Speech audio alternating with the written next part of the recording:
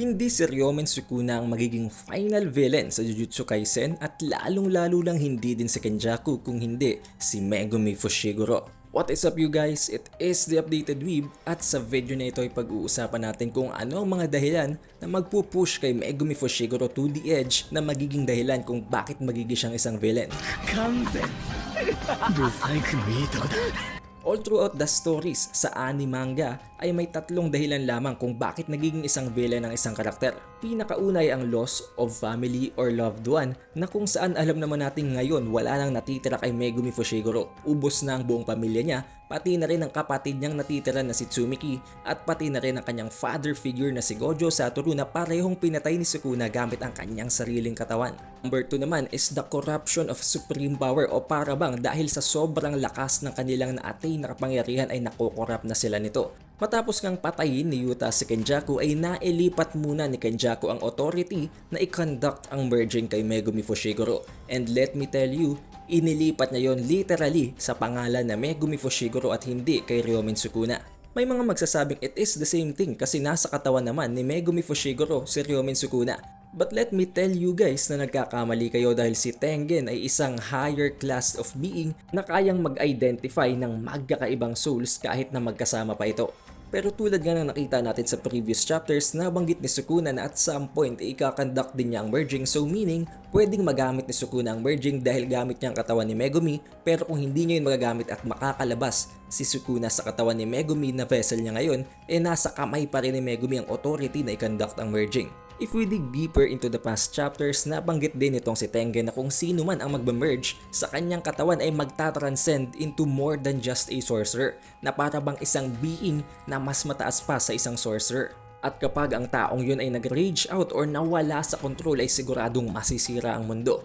Ngayon isipin nyo na lamang paano kung ang most mentally damaged and most emotionally traumatized na karakter na may most broken ability na i-conduct ang merging ay maging isang kalaban. Now there you have it. Number 1, loss of family member or loved one. Number 2, supreme power is corrupting at ang pinakahuli ay ang negative influence and manipulation. Alam naman natin kung ano ang nangyari kay Megumi Fushiguro. Sumalo siya ng multiple na infinite void nitong si Gojo Satoru na nangangahulugan lamang na as of now talagang brain dead siya at ang tanging rason lamang kung bakit nakapag-communicate sa kanya si Itadori ay dahil nga ang kausap niya dito ay ang soul mismo ni Megumi. Magiging isang napakalaking factor din dito ng ginawang bath nitong si Sukuna bago siya makipagtapat kay Gojo Satoru. At first, maging si Sukuna ay hindi alam kung para saan ang purpose na sinabi naman ni Uraume na to be near evil, meaning parang ito ang magsistrip out ng humanity ni Megumi Fushiguro at ang magpapadeprave sa kanya further into the abyss para nga mas maging overwhelming ang soul ni Sukuna at hindi na mangibabaw pa ang kanyang consciousness na posibleng magkaroon ng napakalaking impact or pwedeng mag-serve as a huge factor para mabago ang morality ni Megumi, especially ngayon na napatay ng kanyang sariling katawan ang nag-iisang pinaka-importanteng tao more than anyone else nang wala siyang nagagawa gamit pa ang kanyang sariling curse technique. Ngayon, let me tell you something guys. Naalala nyo pa ba ang sinabi ni Kenjaku na hindi na importante dahil kahit papano, someone will carry on his will.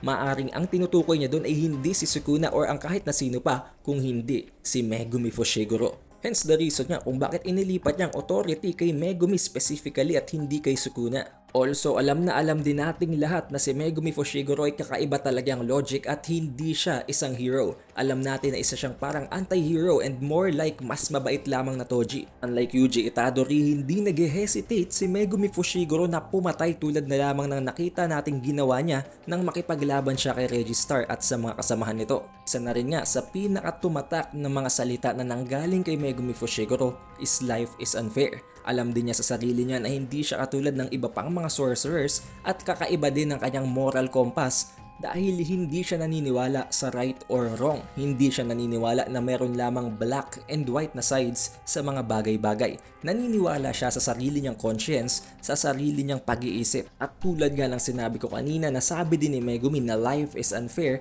alam niya na ang punishment ay napupunta hindi lamang sa masasamang tao kung hindi maging sa mga bubuti, which gives him an anti-hero logic na hindi ko naman minamasama and actually mas gusto ko pa ang ganong logic unlike kay Yuji Itadori na palaging nag-hesitate pero maaring yun din ang maging mitya para mag-turn siya into evil. Alam din natin na nabanggit din sa kanya mismo ni Gojo Satoru na okay lang ang maging selfish, which actually is not a very bad thing naman dahil wala namang pinapahiwatig na masama doon ang Honored One. Pero nang dahil lang nga sa sobrang daming nangyayari sa buhay ni Megumi ngayon, maaring ma-misunderstood niya yun at maaring mag-push pa yun sa kanya sa kung anumang masamang bagay ang pumasok sa isip niya. Paano na lamang kung paniwalaan ni Megumi Fushiguro na tama na i-conduct niya ang merger para matapos na ang lahat ng mga problemang ito at para siya ang magkaroon ng reign and control over everyone else. Of course, papasok dito ang selfishness dahil gagawin niya yon para mailigtas at para mapunta sa magandang position ang kanyang mga kaibigan at ang iba pang mga taong may pakisyan na nasa loob ng Jujutsu Tech. Para bang ang same situation na nangyari kay Geto Suguru while Yuji being the Gojo Satoru ang pipigil sa kanya. Although I am not saying na magiging isang complete evil na isang villain itong si Megumi Fushiguro, pero pwedeng gustuhin niyang i-conduct ang merger para na din sa greater good ng kanyang mga kaibigan. Which we know hindi naman papanigan ng natitira pang mga miyembro ng Jujutsu Tech, especially si Yuji. And honestly, this has been foreshadowed already sa nagdaan ng mga chapters na maaaring makita nyo paglabas ng Season 3 ng Jujutsu Kaisen, wherein kinumbinse ni Megumi itong si Itadori na kung wala na siyang natitira pang rason para mabuhay, mabuhay siya para tulungan at iligtas itong si Fushiguro. But just think of how powerful Fushiguro will be kung sakaling hawak-hawak niyang 10 shadows, including Mahoraga at ang godly powers na maa-attain niya sa pamamagitan ng merging. Kung babalikan naman natin ang latest chapter na ang chapter 252 ng Jujutsu Kaisen, honestly, pwedeng napatay na talaga ni Maki si Sukuna at that point dahil bakit niya pa kailangang i-stab si Sukuna sa dibdib kung pwede namang hatiin niya na at pugutin niya na ang ulo nito.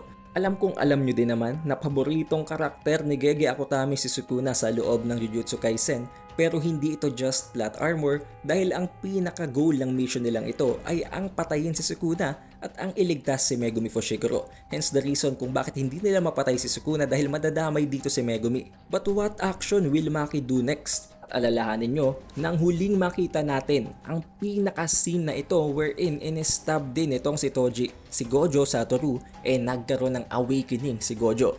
Does it mean na magkakaroon din ng awakening itong si Sukuna? Or maaring dahil sa mako-corner na siya so bad ay kailanganin niya nang gamitin ang kanyang black box at marinig na naman natin ang salitang fuga. But anyways, that is all for this video, and also regarding the raffle na gagawin natin, ang tatanghaling winner ng mga action figures ay i-announce natin paglabas ng official translation scans para sa Jujutsu Kaisen Chapter 252. Don't forget to leave a like, subscribe at i-ring mo na din ang bell button. It is the Updated Weeb, and I'll see you on the next one.